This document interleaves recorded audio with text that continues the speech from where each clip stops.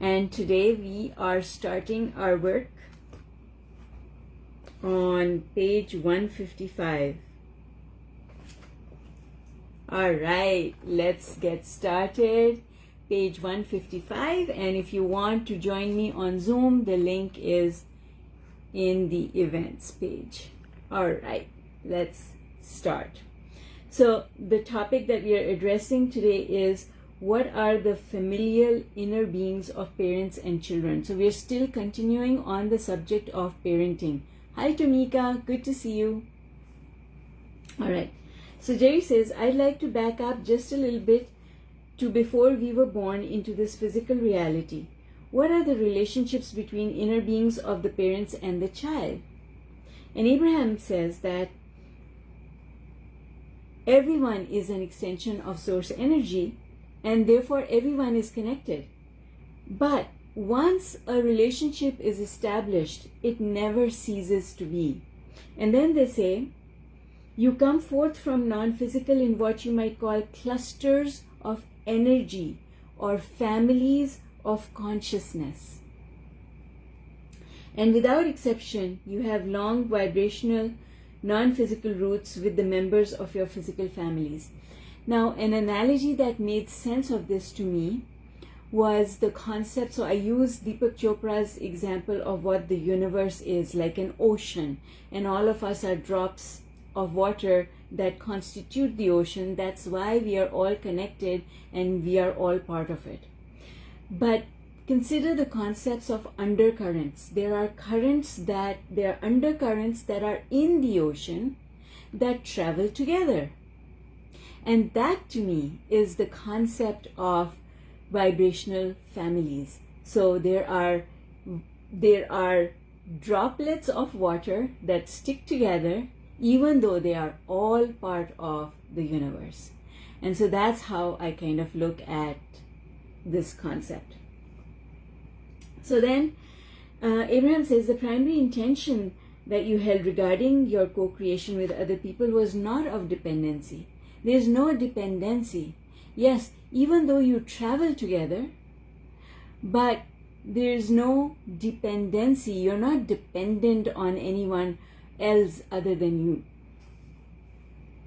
you. So then Abraham says, before the birth of the child and even before the birth of the parent, you all anticipated your future interaction and knew the value that would come forth from it. So that interaction, you know that interaction is going to happen and there's going to be value in that interaction. And you were stable and secure in your knowing, is what Abraham says. Your attention was primary upon your expansion, and you were not looking back, tracing roots, looking for stability and security, because your security and stability was never under question. So then Jerry says, is there any value to giving conscious consideration to the connection we had with our parents before we were born? And Abraham says, no. Abraham says, no, there is no value in it because it's not tangible. It's not something that you can make sense of. So consider this. If we cannot make sense of our vortex, because the vortex is non-physical, we can't really... You know how Abraham says, it's already in your vortex? The thing that you want has been created. The relationship that you want has been created. It's inside the vortex. Well, the money that you want is inside the vortex, and people say, well, get it out of the vortex. Abraham, bring me that person. Bring me that relationship. Bring me the money. And the thing to understand about this is, why are you saying it? Because you can't see it, you can't touch it, you can't feel it. You cannot use your 5 senses to get a sense for what is inside your vortex. And that's what Abraham is talking about, is that non-physical perspective is so alien to us because we depend on our 5 senses to make sense of things, that there's no value in tracing back the relationships because we can't possibly make sense of them because of our physical nature. We cannot decipher the vortex with our five senses. We cannot decipher those relationships from our eternal lifetimes. We cannot decipher it because we are limited to the five senses. All right. So I hope that makes sense to everyone. Then Jerry's question is, so since our relationships are eternal, do we have specific intentions regarding our interaction with our parents or our children after we are born, or is it all just kind of general? And Abraham says, your intentions are of a general nature. You did not specifically decide that you were going to hurt that other person. You did not specifically decide that, or that person did not specifically decide that they were going to do something to you. No, it was general. General nature in the sense that you understood your creative power and the laws of the universe, and you felt eager to jump in and stir things up and experience contrast and create. So your intention to play together with your vibrational families was just to stir things up and create more fun for each other. Because you trusted in your power to close the gap. It was not ever supposed to be painful or a struggle. You were supposed to create contrast and then close the gap. Create contrast and then close the gap. Okay. So then Abraham says, you expected your relationships with your parents and with all other people to provide a wonderful basis for contrast. People, co-creation is what creates the contrast in our lives. And you knew that the details would occur through the living of life. You did not try to figure it all out in advance. And that's what makes it so general. We come with the general intention to experience contrast and close the gap. So then, Jerry's question is, are you saying that we have no different responsibility from parent to child and child to parent than we do to any other human on the planet? Very good question, right? Am I more responsible for my children than my neighbor? And am I just as much responsible about my children as I am about my neighbor? Good question, Jerry. Abraham says, we are saying that you have come forth into this physical experience as co-creators with everyone upon your planet. And so then that means that there is no deeper responsibility. We think that our children will not survive without us. That's not true. They will always survive and thrive because the universe is looking after them. And a means for their continued well-being will be found, regardless of whether we are there or not, because our children are creating their own well-being. Okay. I mean, if anyone remembers the story of Oliver Twist by Charles Dickens, what happened? Oliver Twist, even in that you can see that Oliver Twist's desire brought him into a wealthy household, right? So this orphan found a way into a wealthy, from an orphanage, from a workhouse, into a wealthy household. So the universe is responding to all your desires. All right. What could parents learn from children is Jerry's question. And Abraham says that it is natural that in your interactions with one another, you are giving birth to contrast. You are creating questions and you're finding answers. And so learning, or what we prefer to call expansion, is the result of all co-creative experience. Expansion happens just because we are giving birth to desires. That's it. That is how expansion happens. So then Jerry says, so we are learning even though we don't realize that we are. Abraham says that unless you are a vibrational match to who you really are, unless you are in vibrational alignment with the expanded version of you that exists in your vibrational vortex, you cannot be aware of your expansion. Your expansion is constant. Keeping up with it is optional. And if you're not keeping up with your expansion, that is where all pain comes from. That is where all struggle comes from.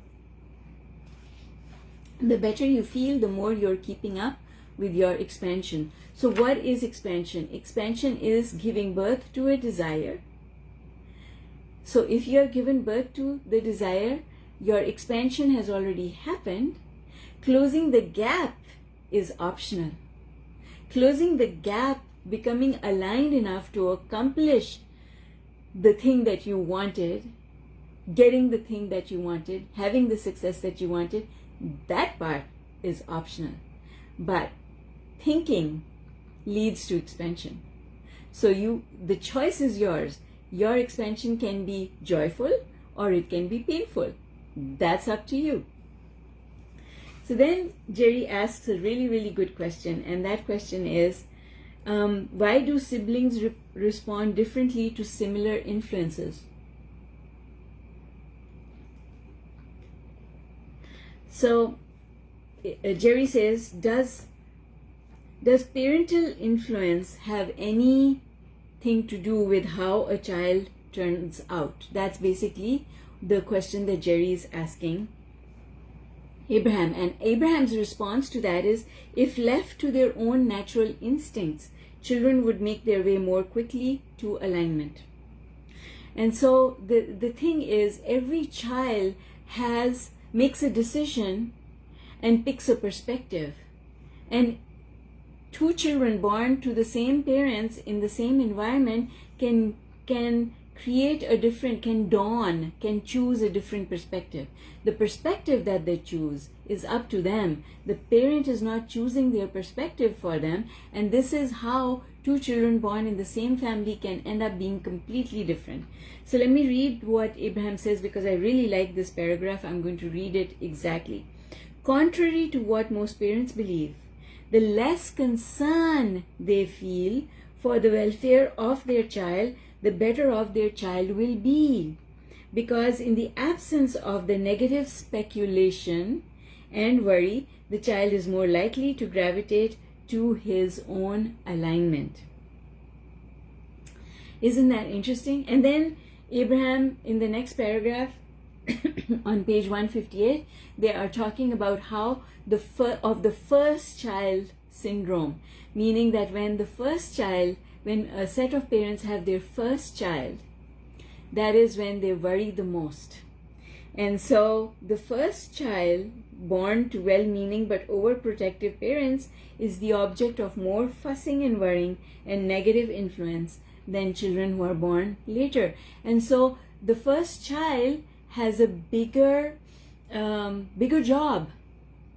They have more work to do, because they have to keep their balance, their alignment, despite the worrying of their parents. And if they can't, then they fall out of alignment. Now, the next question that that Jerry is asking Abraham is really important. And a lot of people ask this question: must children take after their parents? So Jerry says, my mother used to say to me, well, Jerry, you take after your daddy, or you take after my father or uncle. And he says that every time she did that, she was expressing her disapproval of me. And has that happened to anyone? I mean, that's happened to me. My mother always akined me to my father when she wanted to find fault with me. So I know exactly what Jerry is talking about. So Abraham says, and what do you think? And then Jerry says, well, she was always expressing her disapproval to me when she likened me to another person. So then Abraham says, well, adults try to control the behavior of children by threatening them with the prospect of unhappy consequences, right? Your inner being, however, offers a different perspective, and that's why the child feels bad. And as a parent, I've had to make those decisions. Like when my son would not wake up in the morning to go to school, I told myself that if they keep him back a grade because he's just not showing up for class, those are his consequences, not mine. It's what he is creating, not me. I am not going to feel responsible about it. I am not going to worry about it. I'm going to let him figure it out. So I never told him, oh, if you don't end up going to school, that you might be kept behind a year, or they might suspend you, or any. I never told him of the consequences. I just told him, has nothing to do with me. When the letter came home, nothing to do with me. When the phone call came from the principal's office, nothing to do with me. When the principal asked me for an appointment, nothing to do with me. I will go, but you have to come with me because it's about you. You get to answer for yourself, not me, not my responsibility. But the thing is, I never told him that there will be any unpleasant consequences of his not going to school. I never told him that. And I believe that parents make a mistake when children don't want to go to school and they tell them of all the consequences, because now what you've done is you've created a negative belief in the child that if I don't go, or if I flunk, or if I can't think of the word, but you know what I mean, right? If I don't show up at school, that something will go wrong. Well, I never did that. And that's why nothing negative ever happened for my son. And he is the most aligned person I know. And I've seen children, because he's been with the same group of children from kindergarten, I've seen those other children being told that what they're doing is not good. And what happens is that is pushback, and the child will just do more of it, because you can't help doing more of it, because that's where your attention is. Wherever attention goes, energy flows, it becomes bigger. Oh, Tumika, me too, sweetheart. I am also the firstborn. Yes. Yes, and as a firstborn, I can vouch to for the fact that I was always, for no reason, no fault of my own, considered to be more responsible. Why? Why? I'm just like him, my younger brother. Right? We're not that far apart. Why am I more responsible than him? And my mother was a constant worrier. Constant. So then the next question Jerry is asking Abraham is, must inherited traits determine my future experience? Aren't there traits that we pass on to our children in the same way that physical characteristics are passed on? Don't we also pass on other traits? First of all, we don't pass on physical characteristics. That's a whole other discussion. However, we don't pass on. So Jerry's giving examples like capability of mind, capability of body, abilities, health. How much control does that have over me now?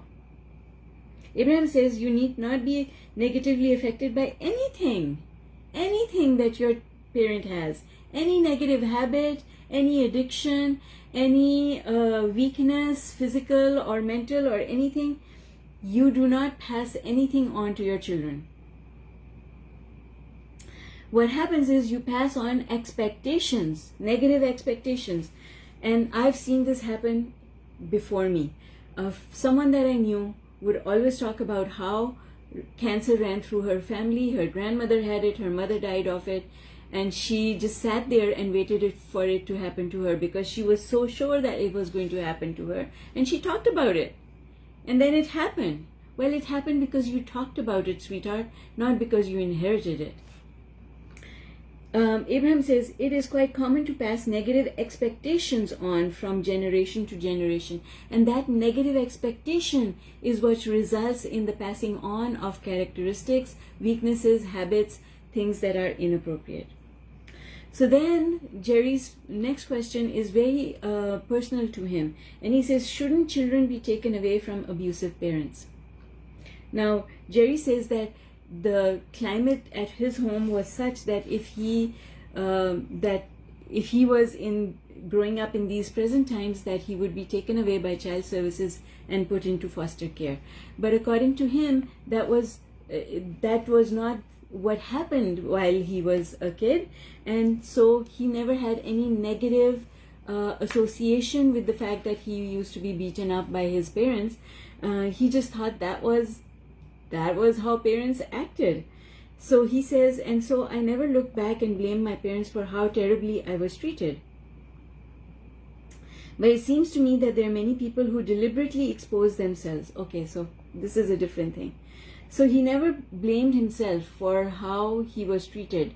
And should children be taken away from parents because of that?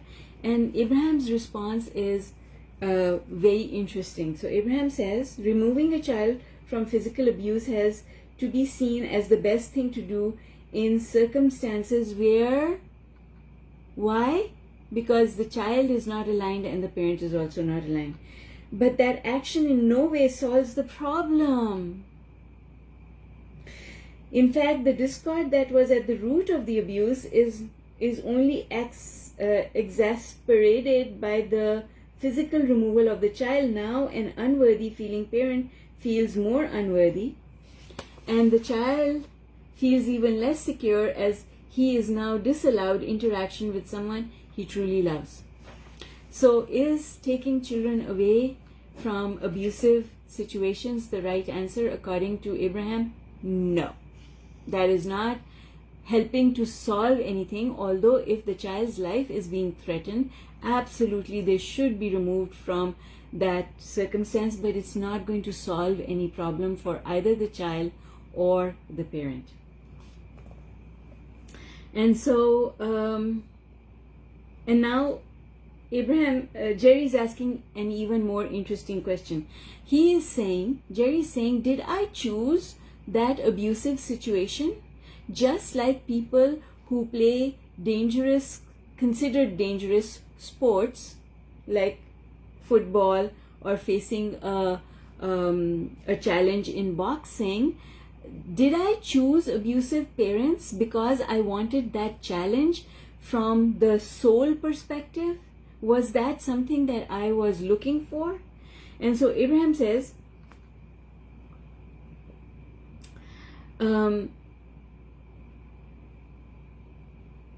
that's an interesting question, but there is a similarity. What people do not understand is that you do not choose something by looking at it and shouting, yes, I would like some of that. You make your choices by your attention to things. And this is what I teach in the Heart and Mind Alignment Program, is that I teach that we've got to close the gap. And based on Abraham's teachings, I've devised a system that takes you one step at a time and helps you to close the gap and turn around negative beliefs. So I think that the Heart and Mind Alignment Program is an extremely, extremely powerful program. All right, so then Abraham says, it is not only the child suffering the abuse from the parent that is the problem, but the adult suffering the abuse of disconnection. So there are two problems. And if you take the child away from the parent, it has not sorted out either one of those problems. And this is what I mean, and this is what Abraham means as well when they say aligned action. So to remove a child, neither parent nor child has been helped or assisted to get their alignment back, and unless they get their alignment back, nothing has changed. All right. So here, these are the important words that I really loved here on page 162. Until the self-inflicted abuse of denying themselves connection to who they really have become, to their inner being, subsides, violence in all forms will remain. See, this is so important to understand. And this is why you can never incarcerate enough people or punish them enough for criminal activity to go away, is because this connection has to be restored, and incarceration is not a process of restoring disconnection. So Abraham then says, children are resilient and return to their connection with source energy faster than adults are. But the question really here is, why would a child willingly come forth into an abusive home? Why would a loving God allow such a thing? And the answer to that is, so we remind you that you were not looking for a feathered nest where the only thing present for you to observe was something perfect. You came looking for contrast. From a soul perspective, from a non-physical perspective, the bigger the contrast, the more fun that lifetime. Okay, so then Jerry's next question is, without discipline, how would children perform household chores like cleaning the house, hauling out the trash, and so forth? How do you see discipline? And Abraham says, we are not proponents of discipline. Trying to motivate people into action by threatening them, that discipline involves a threat. If you don't listen, some negative consequence will happen. That's always the case. And so Abraham says they are not proponents of discipline because they don't believe that anyone should be threatened into action. So then Abraham says, if the parent could envision the children living in the home as harmonious helpers, then the children would help. So now I'm going to read this out to you because this was a really important paragraph. Abraham says, motivation works more like this. A parent recognizes that there is much to be done, focuses upon children who are not helping. His observation does not match his desire, and so he experiences vibrational discord or contrast, which feels like negative emotion. In his frustration or anger, he issues an ultimatum about discipline that will be offered if the cooperation does not occur. The child is motivated to action because he does not want the negative consequences of his inaction. But in his lack of connection to source, he is listless, not focused, does not do a good job, resents having to do the job, and on it goes.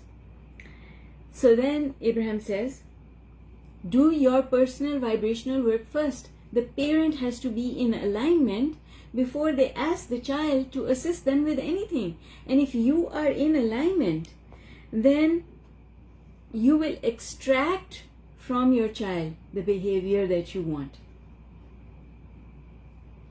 Another way of saying it is, do not let your uncooperative children distract you from the vision of the helpful, happy children that are in your vibrational escrow.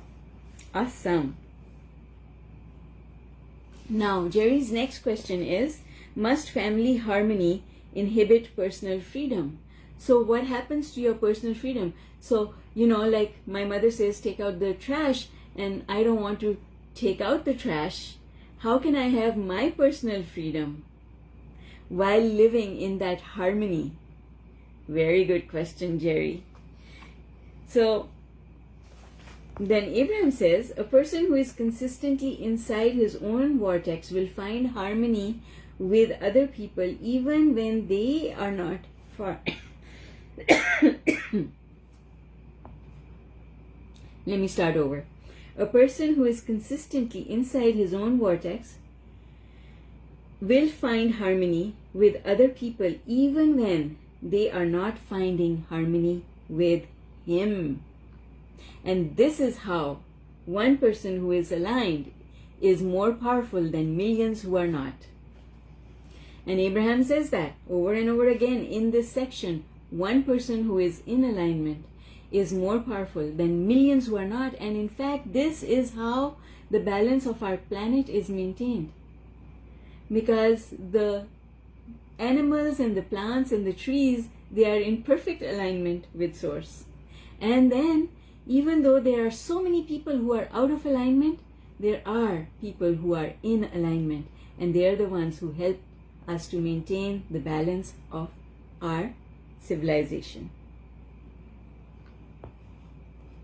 So then Abraham says, people naturally gravitate to clear-minded, stable, happy people.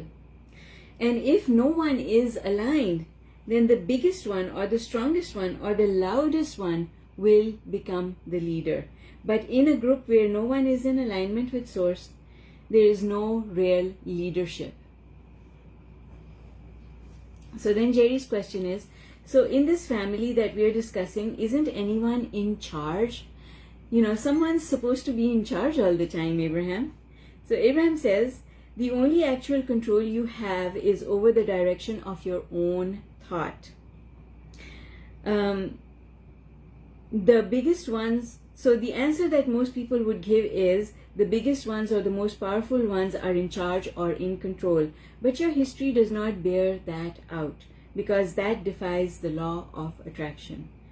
One who is connected to who he really is, in other words, one who is inside his own vibrational vortex, is more powerful than millions who are not.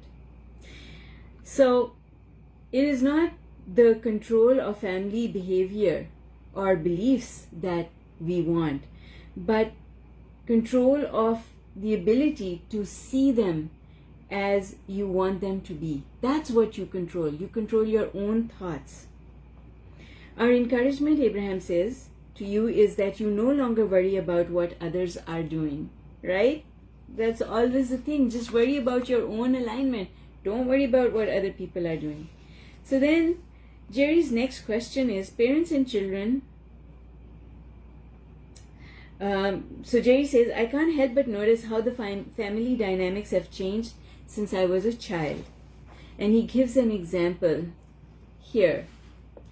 A short while ago, I was walking down the corridor here and I noticed a mother and her daughter. The little girl was standing back and shouting, no! And her mother said, oh! And the little girl said, no!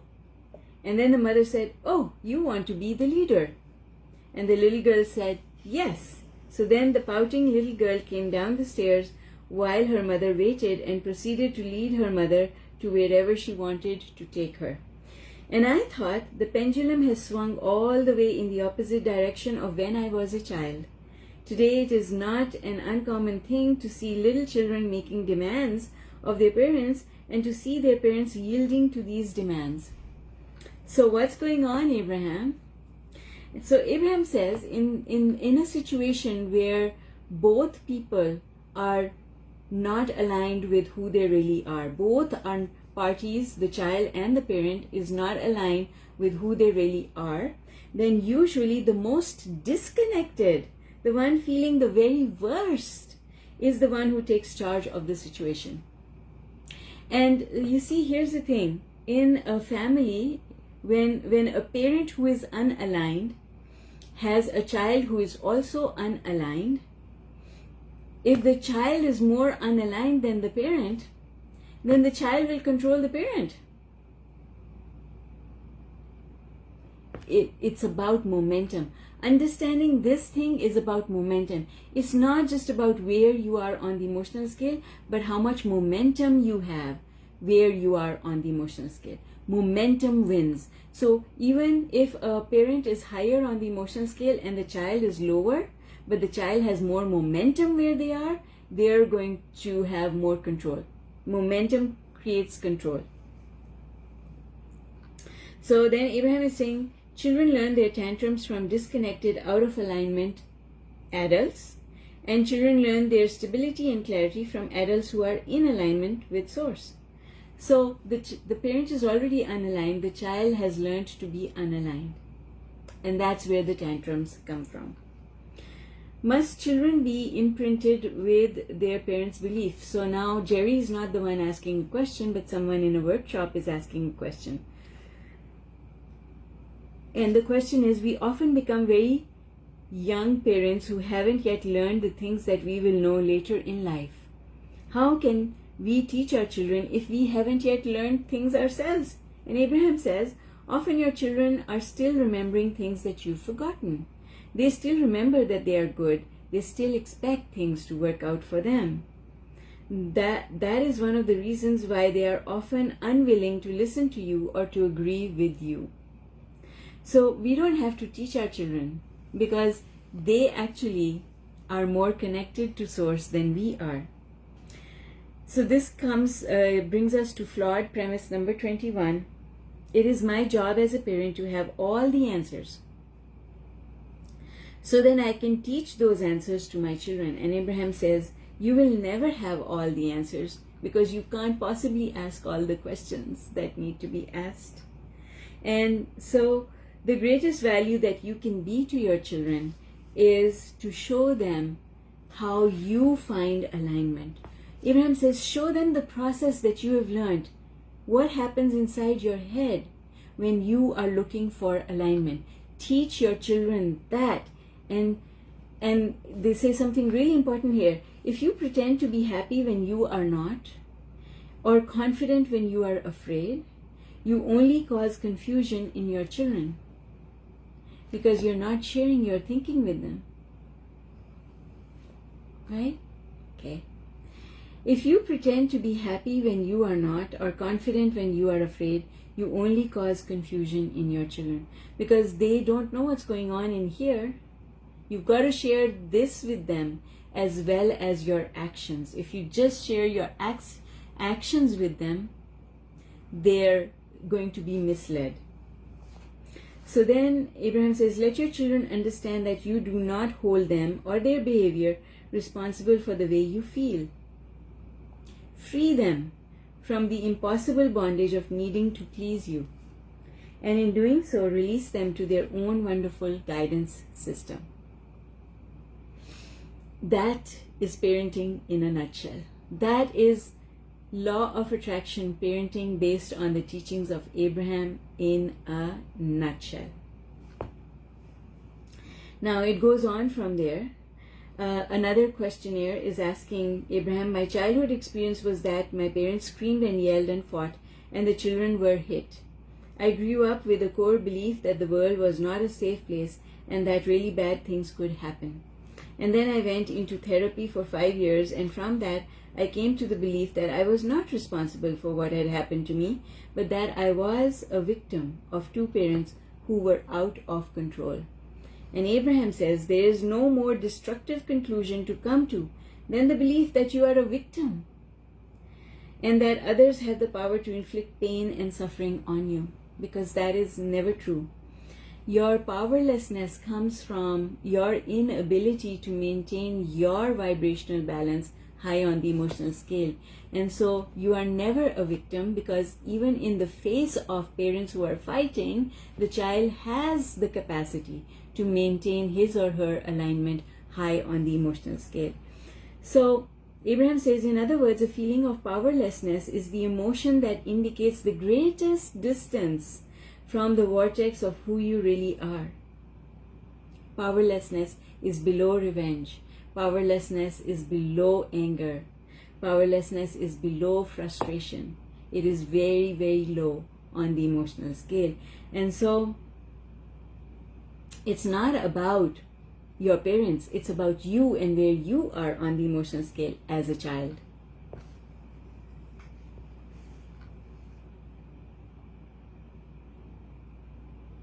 So then Abraham says, most people who are living in this chain of pain where, abuse is being inflicted, they come to the conclusion that they are not worthy, that the universe does not love them, and that good things don't come to them.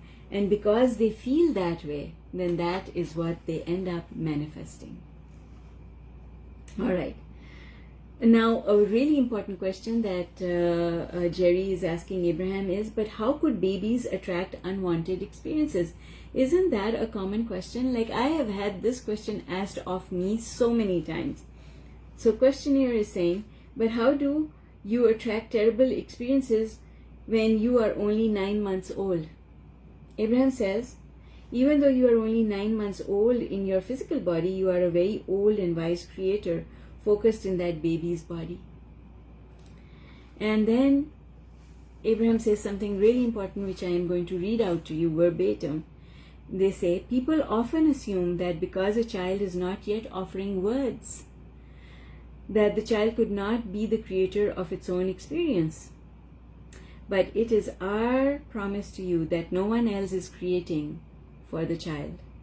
Children emanate vibrations which are the reason for what they attract, even from their time of birth. So, most children are born into situations that do not challenge their natural ability to remain aligned with their own vortices. Most children are not influenced out of their vortices by those who surround them in early days of their physical experience. But some children consciously make the decision, some souls consciously make the decision that they want that challenge, and they want to be born in a situation where they know before birth that there is going to be conflict and contrast even when they are little babies.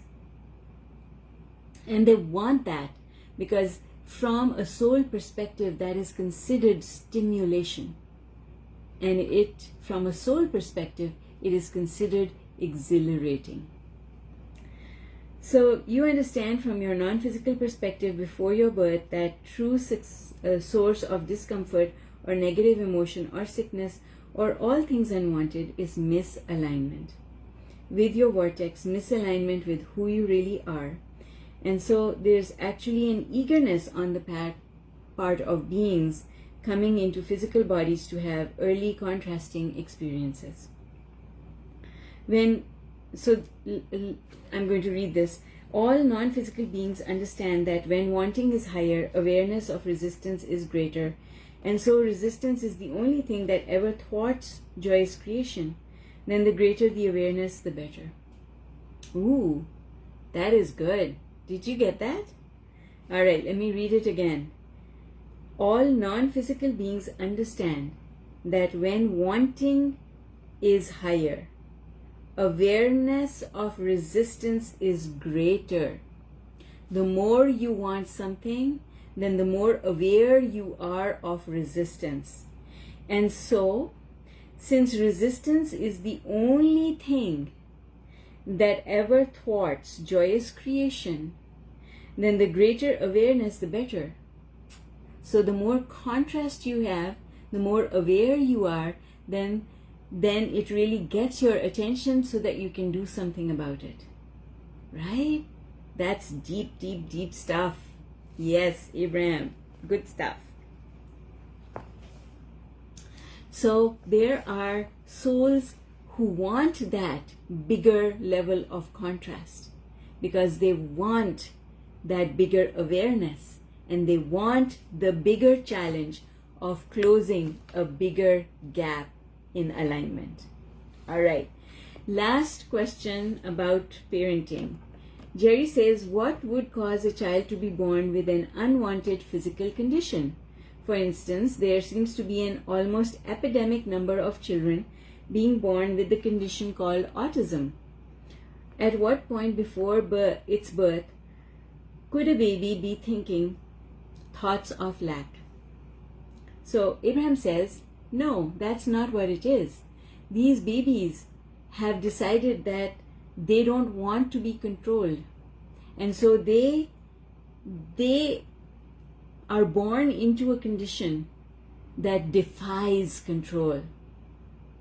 They are born into a situation, autism, where parents, teachers, doctors all give up trying to control the child. And they just accept that this child is going to be uncontrollable. I'll read from the book. Many parents and teachers who have forgotten the value of contrast and differences have a powerful desire that their children fit in, which has resulted in a truly troubling epidemic of conformity. So the epidemic of autism is in response to the epidemic of conformity. And so many beings come into the physical experience with an express intention of being different enough that they cannot be controlled into conformity. All non-physical beings coming forth into the physical experience are clear and eager and sure, and they never come from a position of lack. No exceptions. Awesome! And this brings us to the end of the section on parenting. Next week we will start section 5 of the book called Self-Appreciation and the Law of Attraction. Appreciation, the magical key to your vortex. And for those of you who are interested, we are hosting a live Q&A based on the teachings of Abraham tonight at 5 p.m. Eastern about parenting. So if you're interested, I will drop the link and you would be most welcome to attend. Everyone's welcome. It's a free event. All right, folks, love you all lots, and I will see you all with the last part of the book, The Vortex, next week on Thursday. And I don't know if we'll be able to finish the last chapter next Thursday, but either way, we are coming towards the end of our book study. If you've missed previous book study sessions, they are all posted to YouTube. If you go to my YouTube channel, you will find them all in a neatly archived playlist. All right, folks, love you all lots. Bye for now.